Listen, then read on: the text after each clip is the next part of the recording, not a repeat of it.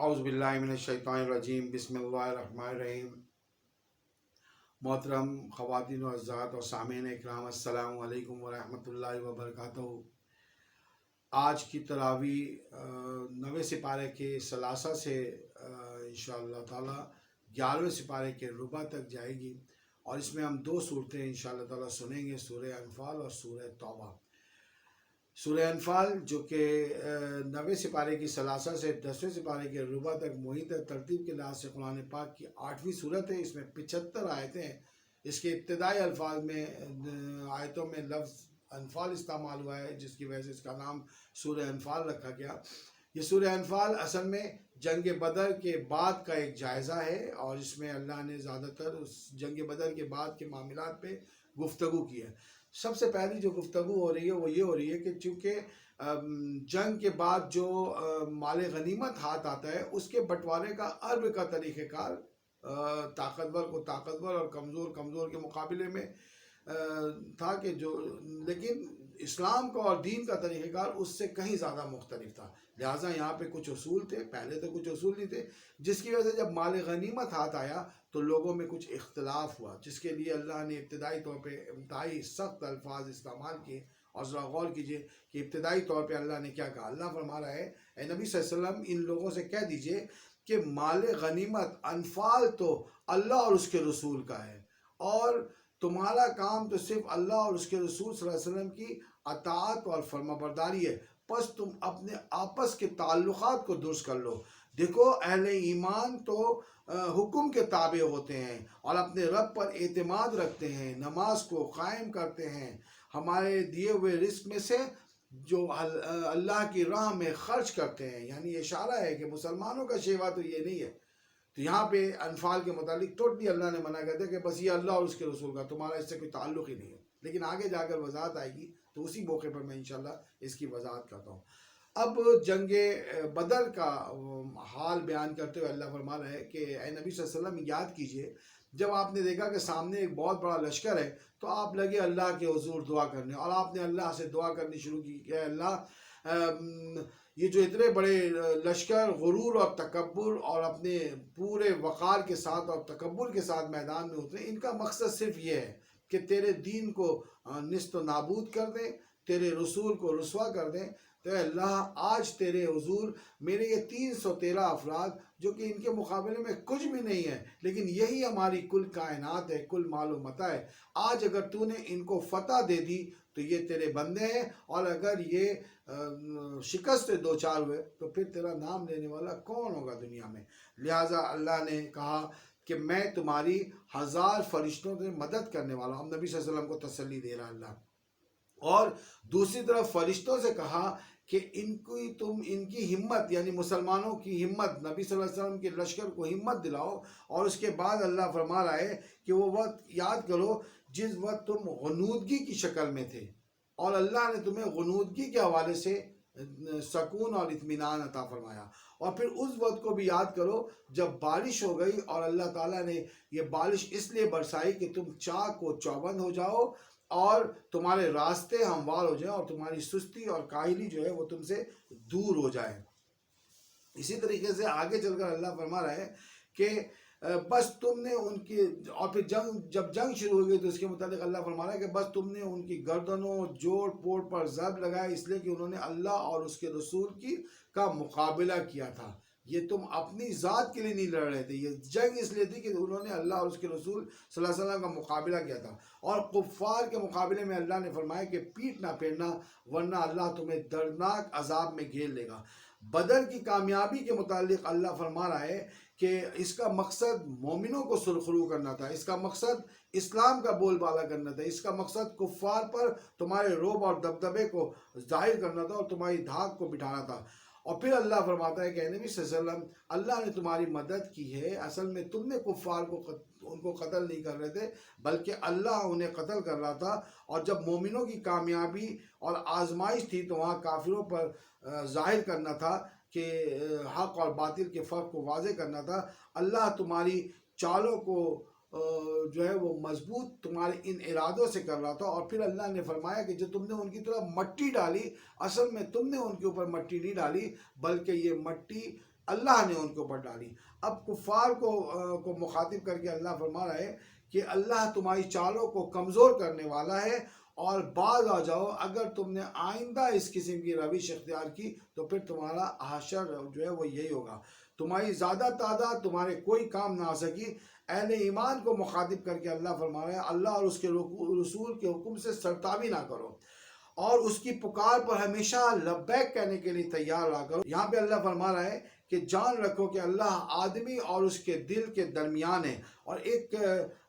وضاحت یہاں پہ بڑی واضح ہے، اور ہمارے اور آپ کے لیے اس میں بڑا سبق ہے کہ اللہ فرما رہا ہے کہ جب میرا عذاب عام ہو جاتا ہے تو پھر میرے صالح لوگ بھی اس عذاب سے نہیں بچ سکتے۔ لہٰذا یہاں پہ سورہ انفال کی اس آیت میں اللہ فرما رہا ہے کہ بچو اس فتنے سے جس کی شامت محض گناہ گاروں پر نہیں آئے گی، بلکہ ہمارے صالح لوگ بھی اس کے عذاب سے نہیں بچ سکیں گے جب یہ فتنہ عام ہو جائے گا۔ اللہ اور اس کے رسول کے ساتھ خیانت نہ کرو، اللہ کی امانتوں میں غداری کے مرتکب نہ ہو جاؤ، اور وہ وقت بھی یاد کرو جب کہ ابو جہل، یا نام وہاں پہ قرآن میں نہیں ہے، میں لے رہا ہوں، جب کہ ابو جہل تجویز کر رہا تھا کیوں نہ نبی صلی اللہ علیہ وسلم کو سارے قبیلے کے لوگ مل کر نبی صلی اللہ علیہ وسلم کو نعوذ باللہ ہلاک کر دیں، تو اللہ نے تمہیں اس پہ تمہارے اوپر اس کو واضح کر دیا۔ جب یہ اے نبی آپ کے قتل کے در پہ تھے، یہ اپنی تدبیریں چل رہے تھے اور اللہ اپنی تدبیریں چل رہا تھا۔ اس کے جنگ و جدال کے متعلق فرمایا کہ کافروں سے جنگ اس وقت کی جائے جب وہ فتنہ انگیزی کرے، یعنی کہہ دیا کہ اس کا مقصد یہ نہیں کہ کافروں پہ ہر وقت چڑھائی کر کے رکھا ہے، یہاں تک کہ فتنے کو دور کر دیا جائے اور پورا کا پورا دین اللہ کے لیے خالص ہو جائے، اور ایسے موقع پر محض اللہ پر ہی بھروسہ کیا جائے، اور وہ بہترین حامی و مددگار ہے۔ اب مال غنیمت کے متعلق جو شروع میں ناراضگی کا اظہار کیا تھا، اب اللہ بتا رہا ہے کہ مال غنیمت کیسے بٹوارا کیا ہوگا۔ یہ لوگ مال غنیمت کے متعلق پوچھتے تو اے نبی صلی اللہ علیہ وسلم فرما دیجئے کہ مال کا 5واں حصہ تو اللہ اور اس کے رسول کا ہے، رشتہ داروں کا ہے، یتیموں کا ہے، مسکینوں کا ہے، مسافروں کا ہے۔ بقایا حصہ جو ہے وہ جنگ میں حصہ لینے والے مجاہدین۔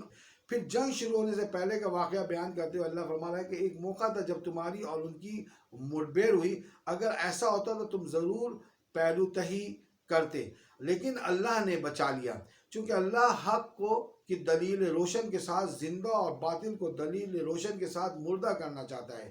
مقابلے کے وقت ان کی تعداد، وہاں پہ کیا تھا، وہ اپنی تعداد پہ خوش تھے، لیکن یہاں پہ اللہ فرما رہا ہے کہ میں نے مقابلے کے وقت ان کی تعداد تمہیں کم دکھائی تھی اور تمہیں تھوڑا وہ نظر آ رہے تھے، اور تمہاری تعداد ان کی نظر میں کم تاکہ وہ تم سے لڑیں۔ لہٰذا اللہ جو چاہتا تھا وہ ہو جائے، اس کا مقصد یہ تھا کہ اللہ نے جو منصوبہ بنایا تھا وہ ہو جائے، یعنی یہ تمہارا اور ان کا مقابلہ تاکہ حق واضح ہو کر رہ جائے۔ جنگ کے کچھ اصول بیان کیا، اور اللہ فرما رہا ہے کہ جب مقابلہ ہو جائے، جنگ کا میدان گرم ہو جائے تو پھر جان رکھو مقابلے کے وقت ثابت قدم رہنا ہے، اور اللہ کو کثرت سے یاد کرنا ہے، اللہ اور اس کے رسول صلی اللہ علیہ وسلم کی اطاعت کرنا ہے مضبوطی کے ساتھ، جیسے اللہ اور اس کا رسول حکم دے رہا ہے اس کے مطابق اس جنگ میں کام کرنا ہے، اور آپس میں جڑے رہنا ہے، آپس میں بہت مضبوط رہنا ہے، اور صبر سے کام لینا ہے۔ مشکلات آئیں گی، جنگ ہے کوئی آسانی تو نہیں ہے، تو جب مشکلات آئیں تو صبر سے کام لینا ہے۔ اور جب جنگ شروع ہوئی تو حالات بیان کرتے ہوئے اللہ فرما رہا ہے کہ شیطان نے کفاروں کے کرتوت جو ہے ان کے لیے خوشنما بنا دیے تھے شیطان نے، اور شیطان ان کو کہہ رہا تھا کہ تم تو بہت کامیاب ہونے والے ہو، تو بڑے تھوڑے سے لوگ ہیں اور تمہیں کامیابی ملنے والی ہے۔ لیکن جیسی ہی جنگ میں مومنوں اور کفاروں کی مٹبھیڑ ہوئی تو شیطان ان سے کہنے لگا کہ میں تو تمہارے پیچھے نہیں ہوں، اور مجھے تو کچھ اور نظر آ رہا ہے، اور میں تو بھاگتا ہوں، یہاں سے نکلتا ہوں، چونکہ آج تو مجھے بڑا سخت دن نظر آ رہا ہے۔ کافر کہہ رہے تھے کہ مسلمان تو بس ایسی خفتی ہو گئے، وہ تو عجیب عجیب سی حرکتیں کر رہے ہیں، تم دیکھتے ہو۔ اور پھر اللہ نے فرمایا کہ کیا تم نے دیکھا جب فرشتے جو ہے کفار کی روح نکال رہے تھے، اللہ فرما رہا تھا کہ ان کے چہروں پہ اور ان کے کونوں پر ضربے لگا رہے تھے اور ان کو اذیتیں دے رہے تھے، اور ان سے کہتے جاتے تھے چکھو اس عذاب کا مزہ، اور جو کہ تم نے اللہ کے دشمنی میں مولا ہے، اور اس آگ کے لیے تیار ہو جاؤ جو تمہارے لیے تیار کی گئی ہے۔ اللہ نے فرمایا ایسی ہی تباہی ہر ان لوگوں کے لیے ہے جو کہ اللہ کو اور اس کے دین کو جھٹلاتے ہیں۔ اور یاد کرو فرعونیوں نے بھی ایسا ہی کیا تھا، تو اللہ نے ان کو بھی اس تباہی سے دوچار کیا۔ بدترین لوگوں کا ذکر کرتے ہوئے اللہ نے فرمایا کہ اللہ کی نظر میں بدترین لوگ وہ ہیں جو حق کے انکاری ہیں، جو عہد کو توڑنے والے ہیں۔ اگر ایسے لوگ لڑائی میں مل جائیں تو ان کی ایسی خبر لو کہ بقایا ہوش کے ناخون لیں، اور عہد شکنوں کے معاہدے ان کے منہ پر مار دو۔ اللہ فرما رہا ہے کہ جب دشمنوں سے مقابلہ ہو جائے تو جنگ کی ساز و سامان سے ہمیشہ لیس رہو، مکمل تیار ہوگا، اور اپنی تیاری اس طریقے سے رکھو کہ دشمنوں پہ ہمیشہ ایک دھاگ بیٹھی رہے، تمہارا خوف ان کے اوپر طاری رہے۔ اور اللہ کی راہ میں مال کو خرچ کرنے سے گریز نہ کرو، اس لیے کہ جو مال تم اللہ کی راہ میں خرچ کرو گے اللہ اس سے بڑا چڑھا کر تمہیں دے گا۔ اور پھر دشمنوں، اگر اس دوران دشمن تمہیں صلح کا پیغام دے تو ان کی صلح کے پیغام کو قبول بھی کرو، پھر ان کے ساتھ زیادتی نہ کرو۔ اگر وہ دھوکہ کرے تو تمہارے لیے اللہ ہی کافی ہے۔ نبی صلی اللہ علیہ وسلم کو مخاطب کر کے اللہ فرما رہا ہے کہ وہ اللہ ہی ہے جس نے اپنی مدد اور مومنوں کی مدد سے تمہاری تائید کی ہے، ورنہ تم مال خرچ کر کے بھی ان کے دل جوڑ نہیں سکتے تھے۔ اور پھر اللہ فرما رہا ہے کہ ان کو جنگ کے لیے تیار کرو۔ جان رکھو کہ اگر تم مضبوط ہو، ایمان والے ہو، تو تمہارے 20 آدمی کفار کے 200 آدمی پہ غالب ہیں، یعنی ایک آدمی 20 آدمی کا مقابلہ کر سکتا ہے۔ اور پھر اللہ فرماتا ہے کہ چلو ٹھیک ہے، اگر تم یہ تصور کرو کہ تم میں کچھ کمزوری ہے تو بھی تم ہی غالب رہو گے، اور اس وقت جو ریشو ہوگا وہ یہ کہ کم سے کم تمہارا ایک آدمی کفار کے 2 پہ بھاری ہوگا۔ اور جان رکھو کسی نبی کو زیبا نہیں ہے کہ اس کے پاس قیدی ہو جائیں۔ جب قیدی ہو کر لوگ آئے تو یہاں پہ اللہ نے فرمایا کہ کسی نبی کو یہ زیبا نہیں کہ جب اس کے پاس قیدی ہو، جب تک کہ وہ زمین میں دشمنوں کو اچھی طرح کچل نہ دے۔ قید کرنا نہیں ہے، بلکہ اس سے